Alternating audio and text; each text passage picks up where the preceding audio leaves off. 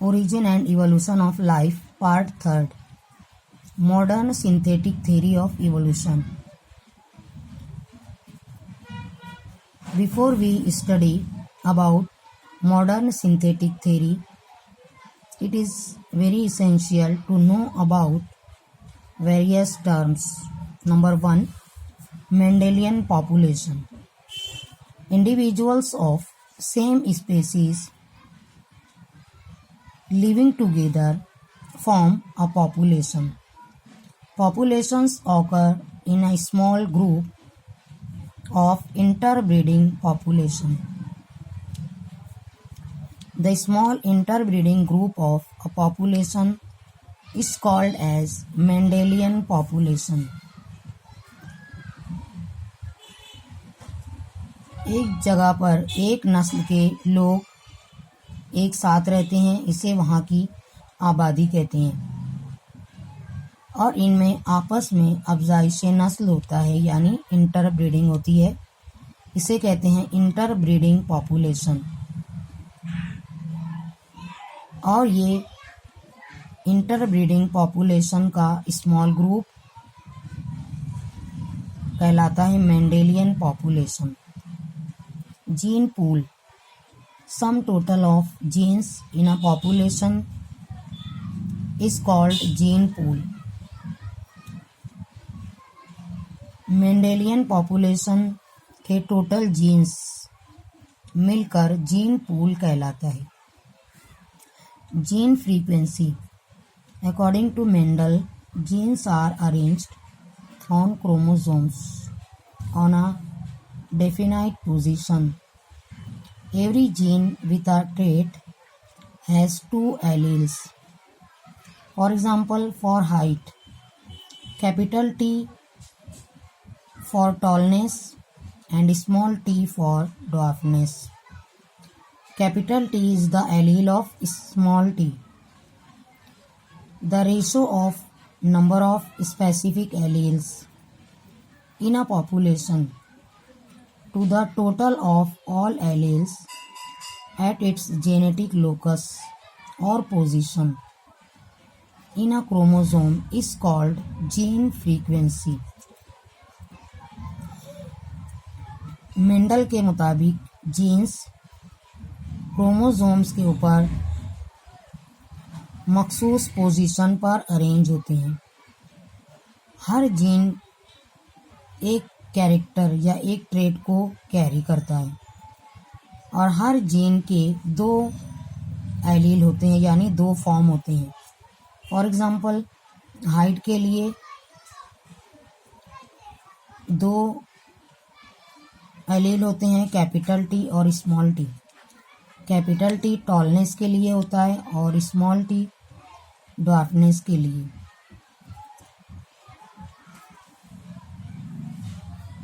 और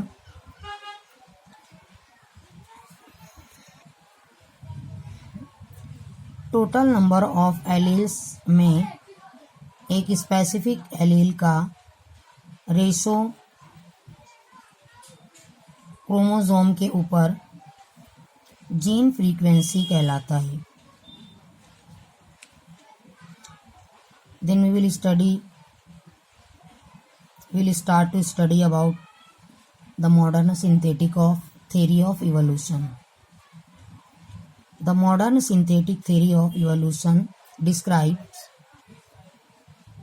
the evolution of life in terms of genetic change occurring in population that leads to the formation of new species. Modern synthetic theory of evolution के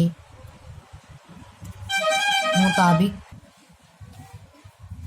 जानदारों के jeans में तब्दीली होने की वजह से एक नई स्पेसीज तैयार होती है और यही नई स्पेसीज इवोल्यूशन का सबब बनती है।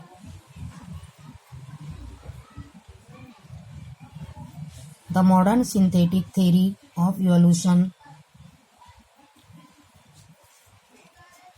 was proposed by number of scientists like R. Fisher, J.B.S. Haldane, T. Dobzhansky, J. Huxley, Simpson, Stabling, Stebbins, and Morgan. Extra.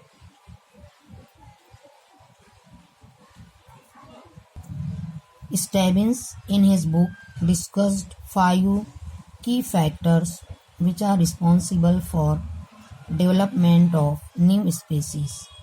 Number 1, gene mutation. Number 2, mutation in chromosomes, genetic recombination. Number 4, natural selection. And number 5, reproductive isolation.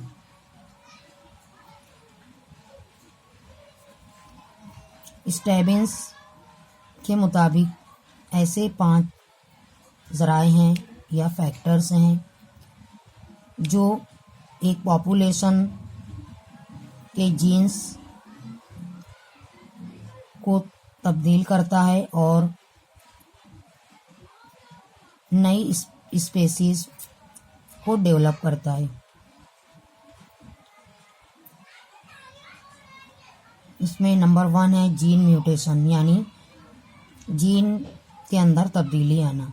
Second, mutation in chromosomes, chromosomes के अंदर changes आना। Third, genetic recombination, 2 अलग तरीके के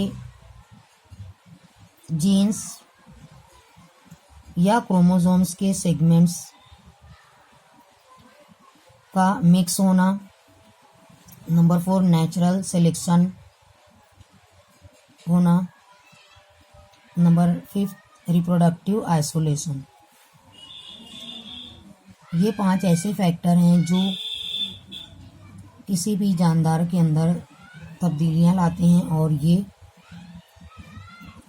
नई species develop करने का सबब बनते हैं और नई स्पेसीज डेवलप करके